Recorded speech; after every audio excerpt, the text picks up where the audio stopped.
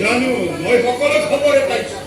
সেইবাবে মই ডিএছপি ইয়ালৈকে মাতি পঠাইছো কিন্তু মাতিলে যে ডিএছপি আৰু আহিব মোৰ কিন্তু সন্দেহ আছে আহিব নাহিলে তাৰ কোনো গত্যন্তৰ নাই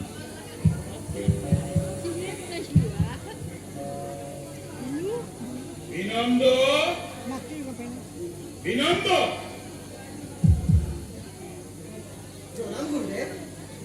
ডিএছপি আহিছে নেকি বিশ্ৰাম কক্ষত অপেক্ষা কৰি আছে উত্তম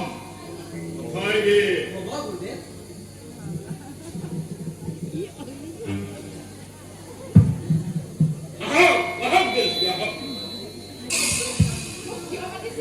আপুনি আমাৰ কামত বাধাৰ সৃষ্টি কৰিছে কিয়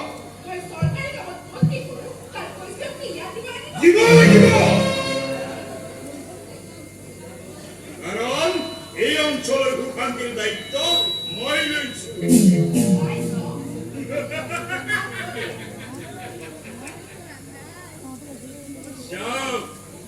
জন্মিলে মানুহ মৰিব লাগে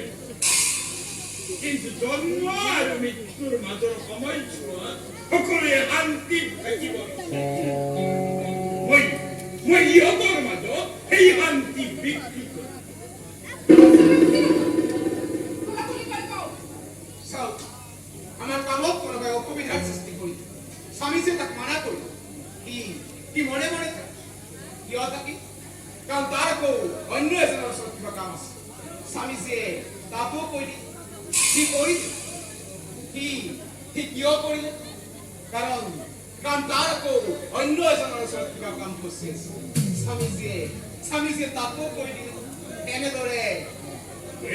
আমাক কেন্দ্ৰ কৰি গোটেই দেশ এটা বৃহৎ চক্ৰৰ মাজত এই চক্ৰৰ ভিতৰত থাকিলে সুখ শান্তি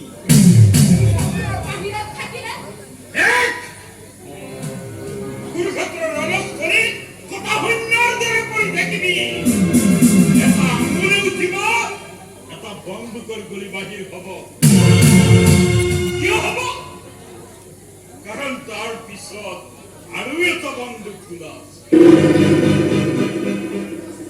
তাৰ পিছত আৰু এটা তাৰ পিছত সুখ শান্তি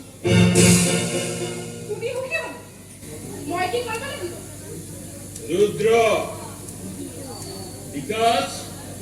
তহঁতৰ কি ক'ব লগা আছে খোলা খুলি কৈ ক মই দাদাৰ কামৰ লগতে জড়িত গতিকে দাদাই কম মোৰ এটাই কথা অনেক কষ্ট কৰি মই এই অঞ্চলত ব্যৱসায় প্ৰতিষ্ঠা কৰিছো বহুত মানুহ মোৰ এই ব্যৱসায়ত জড়িত হৈ নিজৰ ভাতটো যোগাৰ কৰিছে গতিকে মোৰ মানুহক কৰা মেলা বন্ধ কৰিব লাগে কিয় নকৰিবি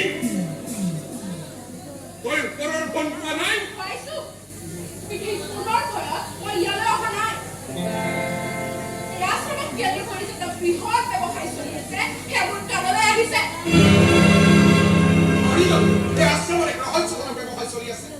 কি কৰিব কিবা কৰিব পাৰিব আমি বিজয় ৰথত চকৰ তলত কৰি মৰিব লাগিব শুনক মেডাম চুপচাপ থাকিলে জীৱনত বহুত উন্নতি কৰিব পাৰি স্বামীজীৰ দয়াত হয়তো এদিন পুলিচ কমিশনাৰৰ চকীত বহিব পাৰিব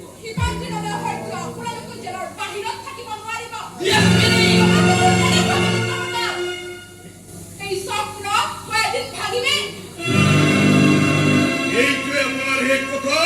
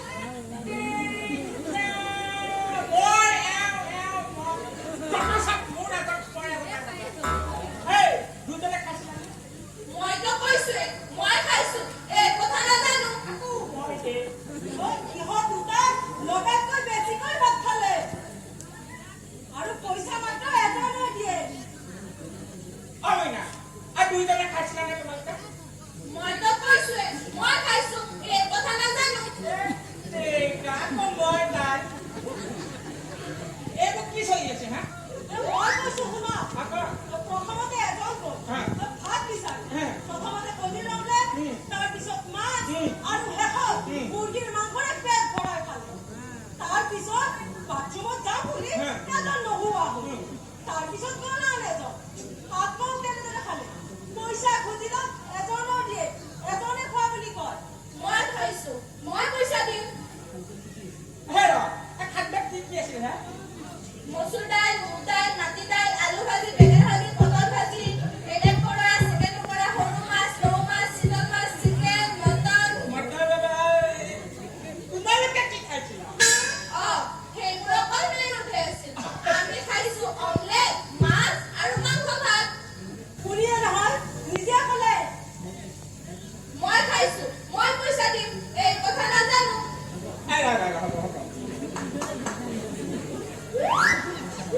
পইচা লৈ উলিয়াই দিয়া ব্যৱস্থা কৰি আছো কেছটো যেতিয়া মই লৈছো হেণ্ডেল কৰিব পাৰিম ন চিন্তা কৰিব নালাগে তই মোক চিনাকি কৰি দিয়ে কোনজনীয়ে খাইছ চিন্তা নকৰিবি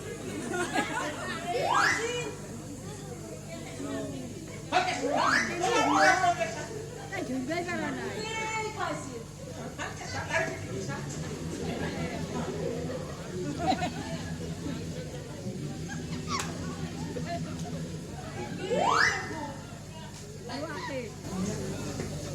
ধৰিবই নোৱাৰি দেখোন ধৰিব পৰা নাই নিশ্চয় কোনে আগতে খাইছিল ভাবি থাকা ধৰিব পাৰিলে মাতিবা দেই বাই বাই বাই পলাল মোৰ মুখপিনে কি চাই আছ পুলিচ বন্ধ আপুনি হে তেতিয়াহ'লে ধৰক মই না কলে কলে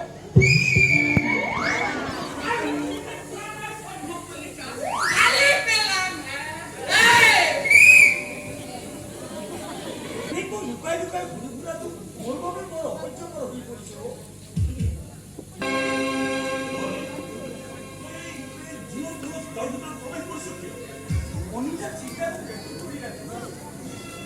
মোক নেপালে হয়তো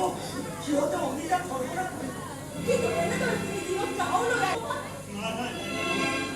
ৰঞ্জনে এতিয়া ঘৰ দিব নোৱাৰে জামিনৰ ব্যৱস্থা হ'লে ময়ে তাক কোৰ্টলৈ নি চাৰি নাপাম কিন্তু কেতিয়ালৈ বিক্ৰমক বহি নাথাকে ৰাতিৰ আন্ধাৰৰ সুযোগলৈ অমিতাৰ সৰ্বনাশ কৰিব ঠিক কৈছা তেনেহ'লে আপুনিও মোক সমৰ্থন জনাই আছিল এইটো কথা মই নিশ্চয় আপোনাৰ বাহিৰৰ কাম কাজ ইয়াৰ লগত নিমিলাব ইয়াৰ পিছতো তাৰ কাম কাজৰ ওপৰত আপোনাৰ সন্দেহ আছে নেকি পুলিচৰ কামেই এই ভগৱান পিছত কাকো সন্দেহ ঠিক আছে গাঁও আজিকালি মানুহে লাভ নোহোৱাটো কামেই নকৰে আপুনি এগৰাকী বেমাৰী ছোৱালী পাবলৈ বিয়া কৰে তেতিয়া আপোনাৰ উচিত এটা নজৰ ৰাখিবই লাগিব মোক ভাঙি দিম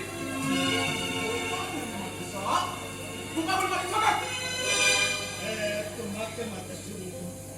দয়া কৰি নন্দিনী বিয়া কৰাৰ চাহ এতিয়াতো তুমি মোৰ জোৱাই কৰা চুপ চুপ এই রুদ্র প্রতাপ তোর জোয়াই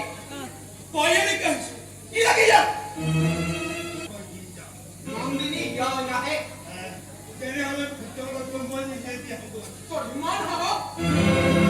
তোৰ দৰে মানুহে তোৰ ঘৰত বাহিৰত আলে পালে কৈছো ওলাই যা ইয়াৰ পৰা দুমাহ পিছত ছোৱালীৰ মৃত্যু হ'ব তাই মোৰ নন্দিনী এবাৰ মাথোন মোৰ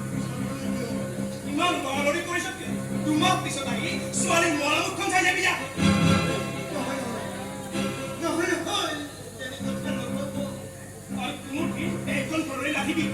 তোমাক পিছত পিতাই পিতাই নন্দিনী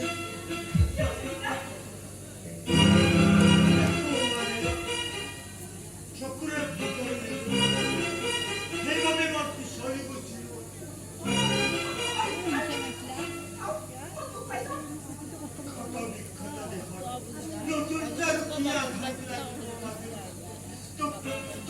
এবাৰ মই চাবলৈ আহিছোঁ এতিয়া মই যাওঁ মাজুলী নাই সি ভিতৰলৈ যাব নোৱাৰে য'ত ভাই সি তালৈকে যাব কিয় পাৰিব এইটো মোৰ পিতা আৰু মই এইখন ঘৰৰ ডাঙৰ বোৱাৰী ডাঙৰ কৈ বিকজ তাক বকিয়াই বাহিৰ কৰি দে এই কোন নহয় নহয় পিতাকে হাত দিবা এই কোনো কথাই নকবি এইখন ডাঙৰ বোৱাৰী ডাঙৰ বোৱাৰী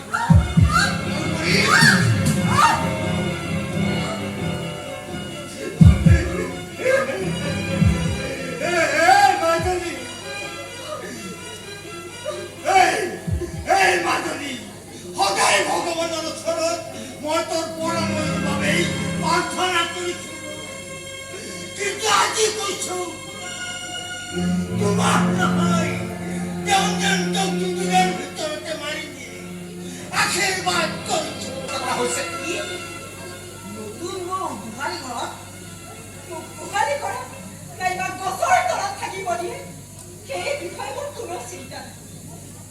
এই বিয়াত মত দিছিলে একমাত্ৰ মিঠাইৰ বাপ সেই মানুহটোৱে আজি ইমান আঘাত পোৱাৰ পাছত মই জীয়াই থাকি কি নাই মনে মনে থকা বৌ মৃত্যুৰ কথা ক'ব নেপায়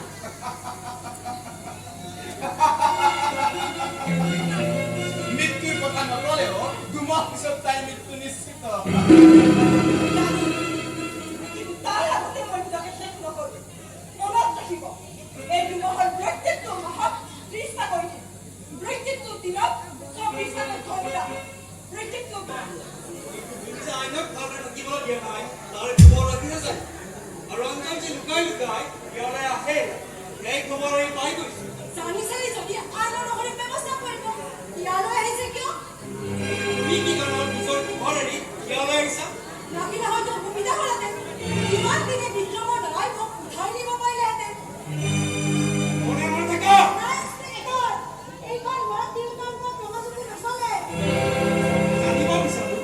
যদি শুনি আছা আমি তিৰোতাক আপোনালোকৰ ঘৰত আশ্ৰয় দিছে কিয় সদায় তেওঁ কৰিবৰ বাবে কেৱল ঈশ্বৰৰ ওচৰতহে কল্পিয়ক দিয়ে ঠিক আছে মোৰ হাতৰ পৰা কিমান দিন সিহঁতক বচাই ৰাখিব পাৰে চাওক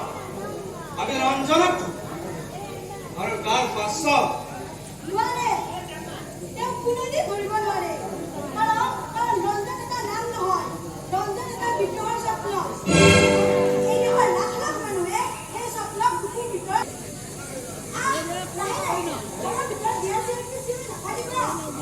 নিজৰ ধনীয়েকক মাগিয়ে বুলি মতাটো কিন্তু অপৰাধ নেকি এই লাষ্টটোৱে তোমাৰ এইবাৰ মই নোহোৱা কৰিব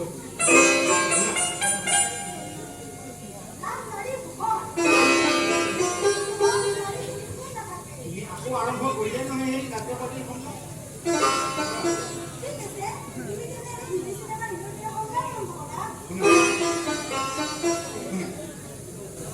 ৰুদ্ৰ প্ৰতাপৰ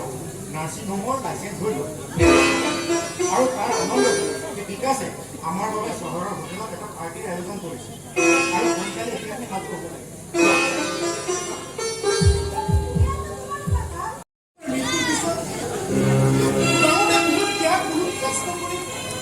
আমাৰ দিনত মানুহ পঢ়াইছে মানুহ যদি কৰাইছে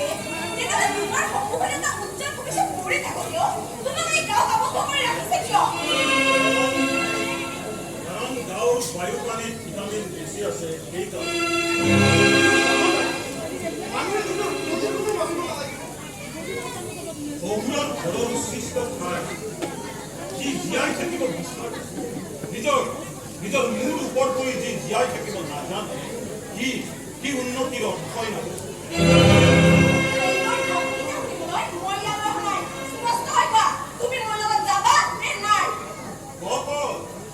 তই স্বাধীনতা বিচাৰ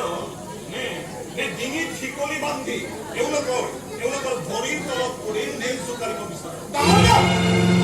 তুমি কি আমাক আগুৱাক অপমান কৰিছা সেয়া ভাল পোৱা নহয়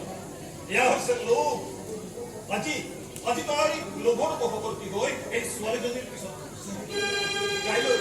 কাইলৈ তোক বেছিকৈ কোনোবাই লোভ দেখুৱাব তই তাৰ পাছত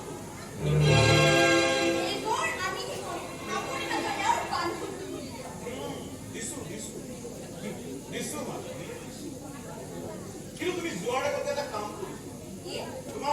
তোমাৰ এই বেগটোৰ পৰা শিকলিডাল উলিয়াই মোৰ সন্মুখতে তাৰ ডিঙিত পিন্ধাই দিয়া দেখি মই দুহাত কৰি নাচো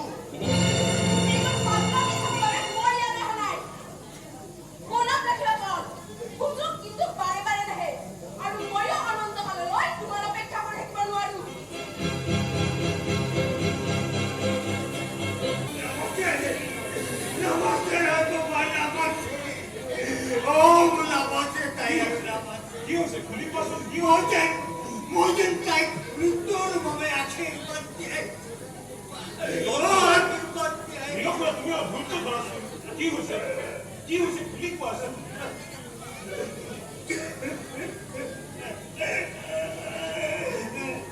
এইখন চোৱা তোমাৰ পৰা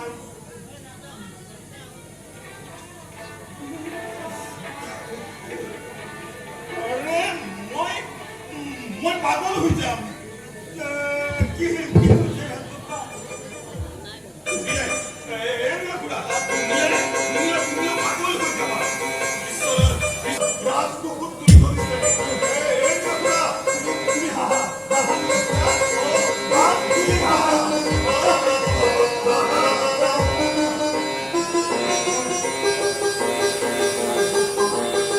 এইখন ঘৰত ভাবি এজনী ভিক্ষাৰী ছোৱালী হাতত তুলি দিব নোৱাৰে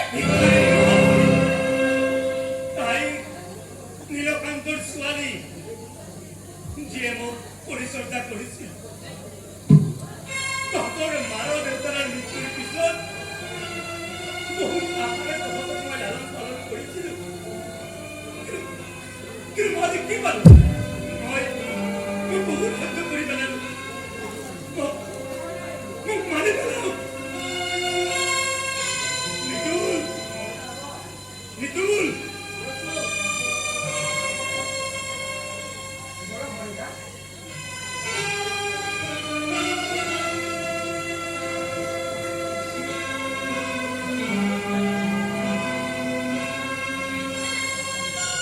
স্বামীটো দে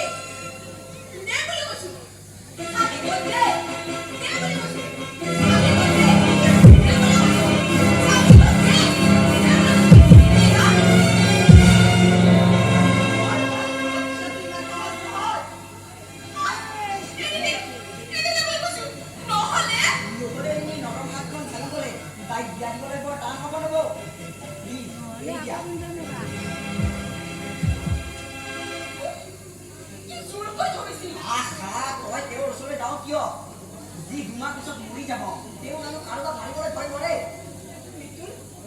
সকলোকে কৈ দিবা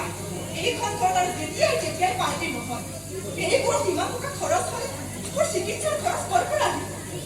এইখন ঘৰত মোৰ কোনো চিকিৎসা নহয় হ'ব কাৰণ এতিয়া মোৰ জীয়াই থাকিবলৈ বৰ মন গৈছে প্ৰত্যেকটো অহাতে মোক জীয়াই থকাৰ একদম পঠাইছে জুই জ্বলাই দিছা প্ৰত্যেকটো অহাতে আমাৰ স্বাৰ্থেৰ বাবে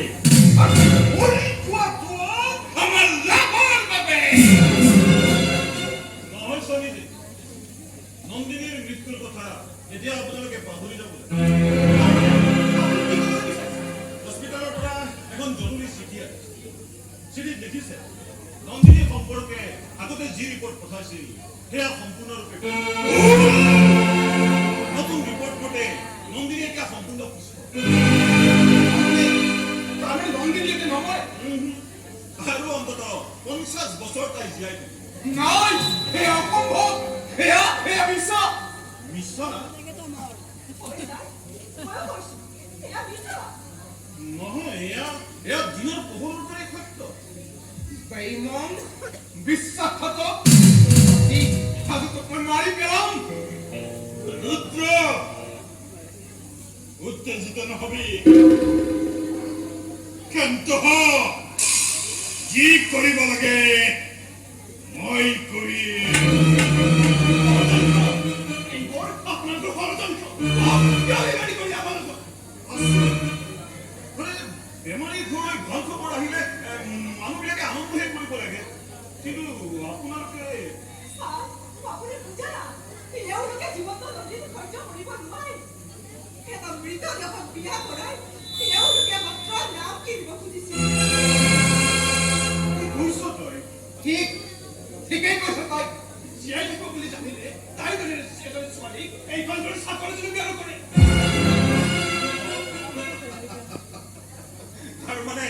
তাৰমানে আপোনালোকে নন্দিনীক লৈ এটা বিৰাট ৰাজনীতিৰ খেল আৰু এতিয়া যি খেলত আপোনালোকে নিজে নিজে বন্দী হৈ পৰিছে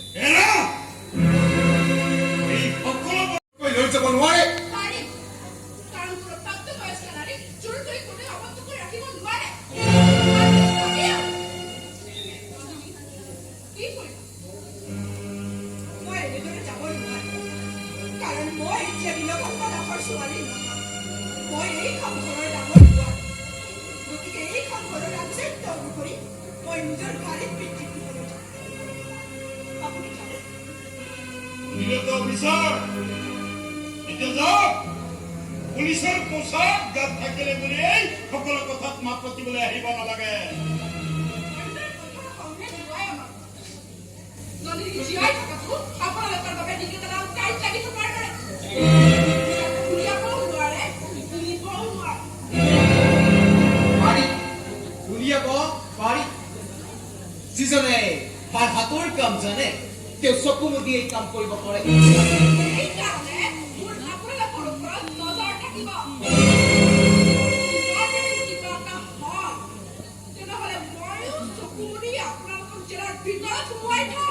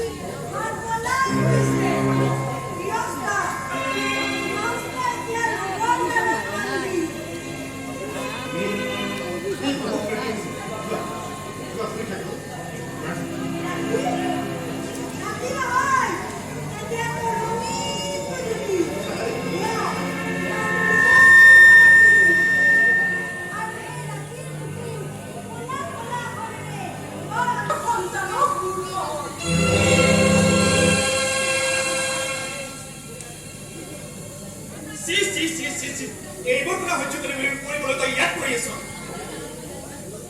কলেকেতো কথা দিছে আজি বা কালি এই ঘৰে গুচি যাব।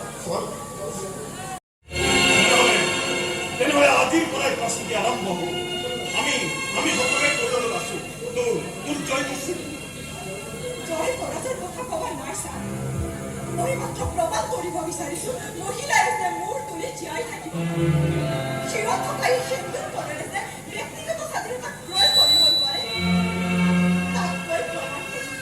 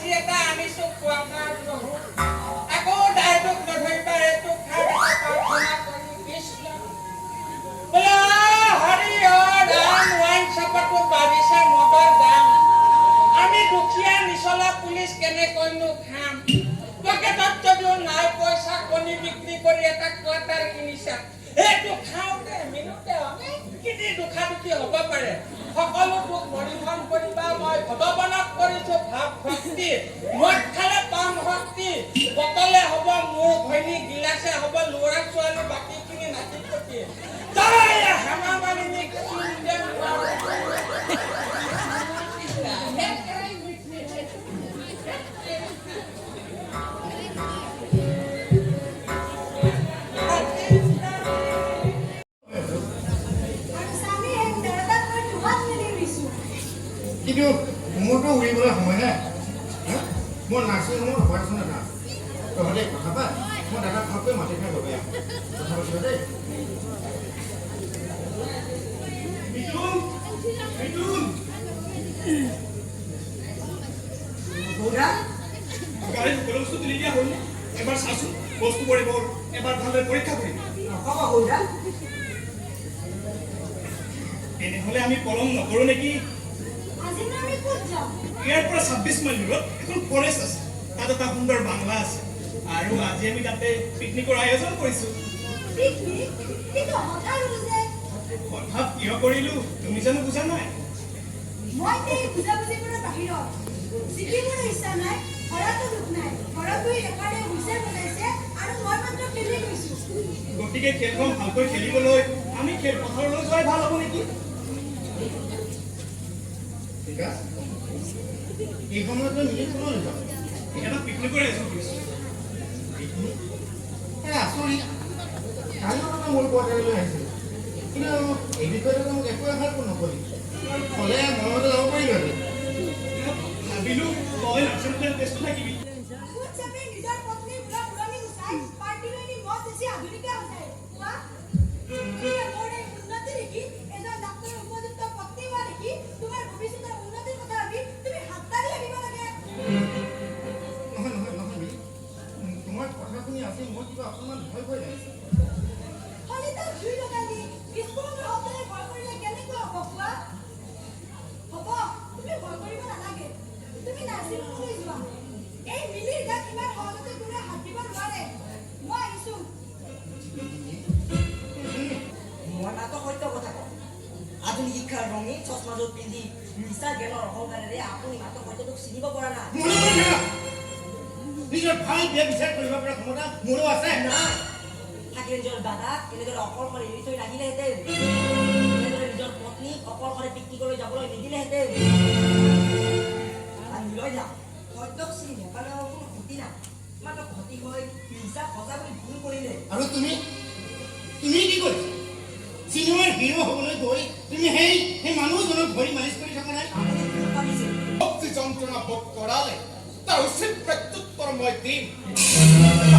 তাক এনেকুৱা আঘাত কৰিম যাৰ বিষত সি চট খটাবলৈ বাধ্য হ'ব আৰু তাৰ সেই অৱস্থা দেখি আমি মাত্ৰ হাঁহিম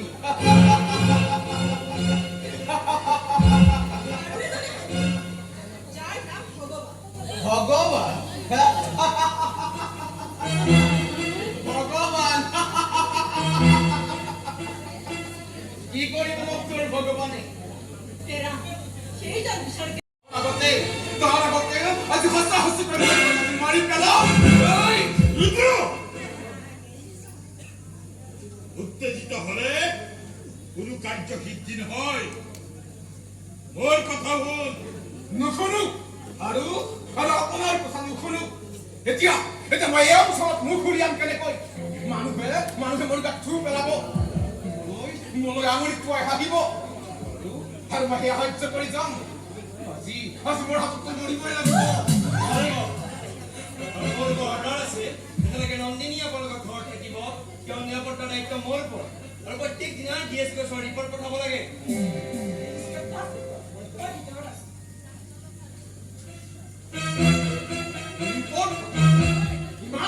ইমান দিনে মোৰ টকা খাই মোৰ বিৰুদ্ধে ৰিপৰ্ট পঠাব আপুনি কথাটো বুজা না নন্দিনী এতিয়া আপোনালোকে এইখন ঘৰত বোৱাৰী নহয় তেওঁ এতিয়া নিৰ্বাচনৰ এজনী প্ৰাৰ্থী আৰু তেওঁৰ কিবা এটা ভাল বেয়া হ'লে নিৰ্বাচন বন্ধ হৈ যাব মই বাহিৰত অপেক্ষা কৰিছোঁ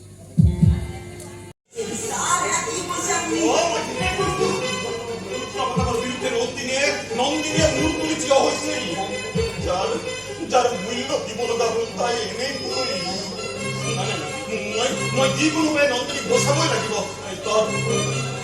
নন্দিনী অনিতাৰ ঘৰলৈ যাবি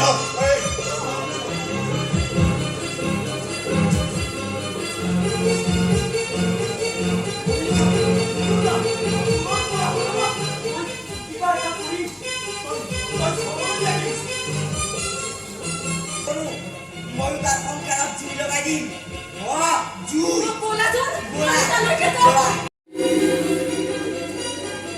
কৈছে বাচান সিজিৰ নাৰী সংসাৰক কেনেকৈ বিক্ৰী কৰিলে নন্দিনীয়ে কিয় আত্মহত্যা কৰিলে এই আত্মহত্যাৰ ঘটনা নহয় কোনোবাই হত্যা কৰিছে মই তদন্ত কৰি গম পালো নন্দিনীক কোনেও হত্যা কৰা নাই এই সহজ কথাখিনিকে কোনেও বিশ্বাস নকৰে নন্দিনী আৰু নীলকান্তি আত্মহত্যা কৰিছে মইতো কৈছোৱে এই আত্মহত্যা নহয়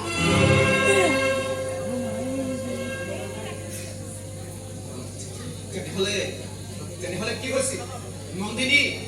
কেনেকৈ চুই পৰি মৰি থাকিল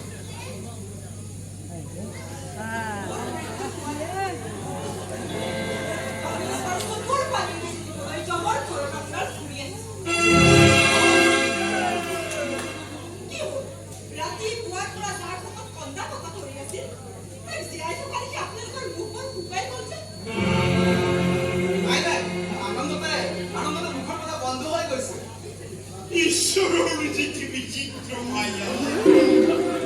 কিন্তু এই জুই বোমা আত্মহত্যা এইবোৰ মানে কি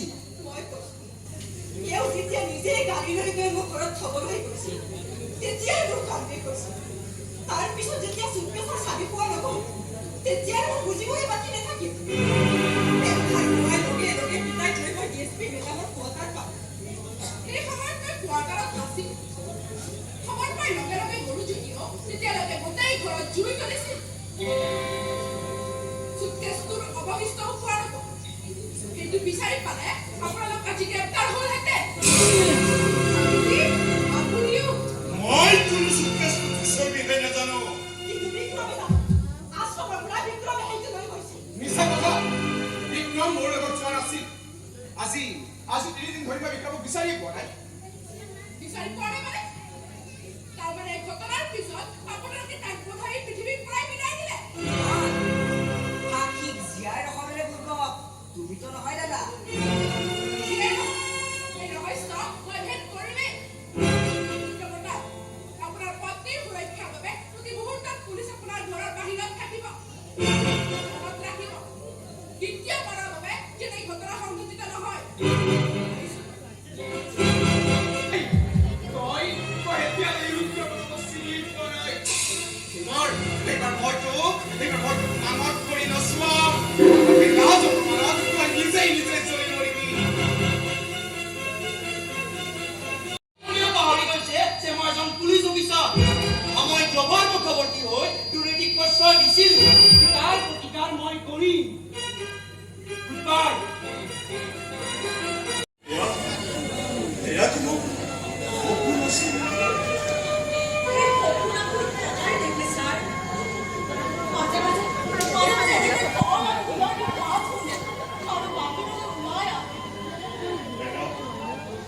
তোৰ ওচৰত মই লুকাই কি লাভ বাহিৰত মই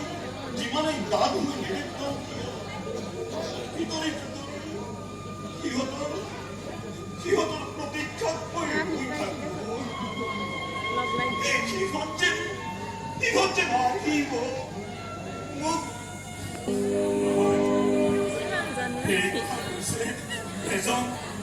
এজন নিসংগ দাদা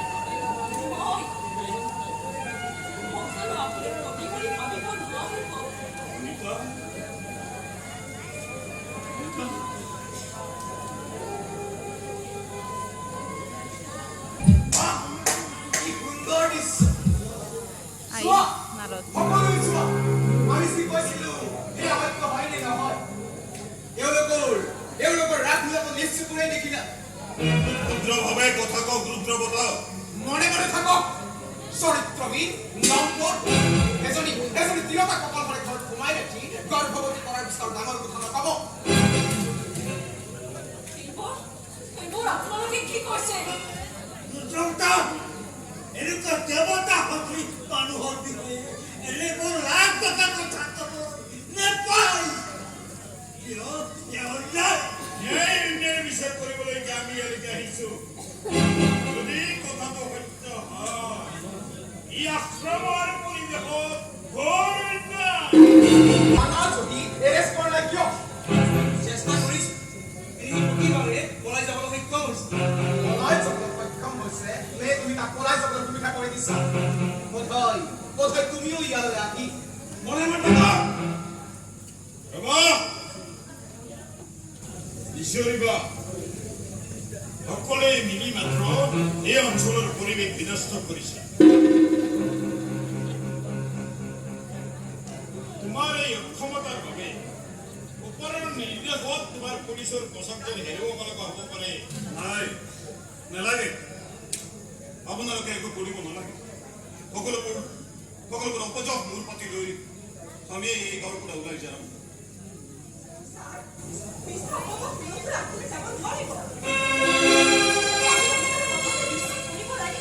প্ৰমাণ অবিহনে আমি কাৰো মুখৰ কথা বিশ্বাস নকৰো ইয়াত উপস্থিত থকা কোনোবাই পিতৃৰ পৰিচয় প্ৰমাণ কৰিব পাৰিব সন্তান যেতিয়া ভূমিষ্ঠ হয় তাৰ সাক্ষী থাকে ডাক্তৰ কিন্তু গৰ্ভৰ অৱস্থাৰ যেতিয়া সন্তানৰ জন্ম হয় তাৰ সাক্ষী থাকে মাত্ৰ মাতৃ কথাত সমাজ নচলে ৰঞ্জন অবিহনে এই কথাৰ প্ৰমাণ কেতিয়াও নহয় ৰঞ্জনৰ মুখেৰে শুনক যদি ৰঞ্জন দাক কৈ ইয়ালৈ আনিবলৈ বিচৰা নাছিল ৰঞ্জন দা সোমাই আহা তুমি তো বাহিৰৰ পৰা সকলোবোৰ শুনিছা শুনিছো কোৱা এই বিষয়ে তুমি কি ক'বা এনেকুৱা নিকৃষ্ট কথাৰ উত্তৰ দিবলৈ মই নিবিচাৰো যিয়ে বায়েক ভনীয়েকৰ সম্পৰ্ক অপবিত্ৰ কৰে সেইবোৰ সমাজৰ অসীহাত ৰঞ্জন তই ইয়ালৈ কিয় মৰিবলৈ আহিলি মোৰ মৃত্যুত যদি আপোনাৰ সন্মান ৰক্ষা হয় ছাৰ তেনেহ'লে ভাবিম মোৰ এই জীৱনটো এটা বিপদ কামত ব্যৱহাৰ হৈছে নন্দিনী পোৱাৰ লগে লগে মই দৌৰি আহিছোঁ ৰঞ্জন তই তেনেহ'লে স্বীকাৰ কৰিছ অনিতাৰ গৰ্ভত থকা সন্তানৰ পিতৃ তই নিজে মুখেৰে ক'ব লাগিব কৈছো শুন ই মোৰ সন্তান মই ডাঙৰ হৈ এই নিজৰ আঠাইছ লগা কাঠিখন তোৰ ডিঙিত লগাই দি সি তাৰ বাপেকৰ পৰিচয় বুজাই দিব ৰঞ্জনক এৰেষ্ট কৰক তাৰ শাস্তিৰ ব্যৱস্থা মই কৰিম আইনমতেতো এৰেষ্ট কৰিবই লাগিব কিন্তু শাস্তি হ'বনে নাই সেইটো ক'ব নোৱাৰো কাৰণ আপোনালোকৰ লগত থাকি সবাৰে কেনেকৈ বচাই দিব লাগে সেই কৌশল মই শিকি গৈছো হ'ব থানালৈ নিয়াৰ পিছত কি হয় দেখা যাব বলক স্বামীজী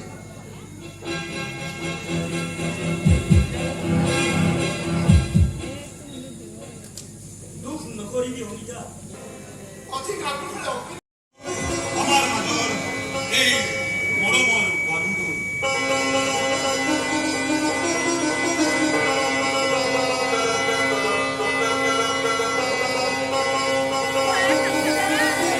তেখেতে আপুনি ইয়ালৈ পলাই আহি ইয়াত আশ্ৰম পাতি বহিল আশ্ৰমত পুলিচে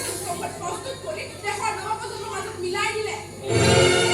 নন্দিনী হত্যা ষড়যন্ত্ৰকে ধৰি ইতিমধ্যে বহু অপৰাধ প্ৰমাণ হৈছে ইতিমধ্যে আশ্ৰমত পুলিচে ৰেড কৰিছে বিক্ৰম বৰা সাক্ষীলৈকে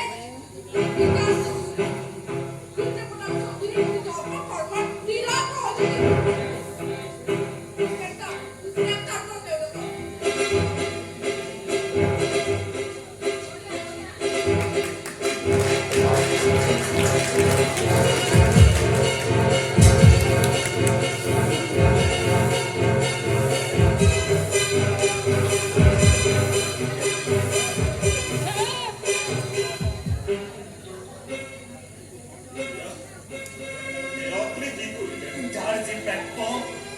মই তাকেই কৰিছোঁ দুদিন আগতে ইয়াত মাৰি গড়ৰ ওপৰত অত্যাচাৰৰ প্ৰতিশোধ ল'ব লাগিছিল কিন্তু মই শিলৰ সেন্দুৰ কৰে ইয়াক বাধা দিছিল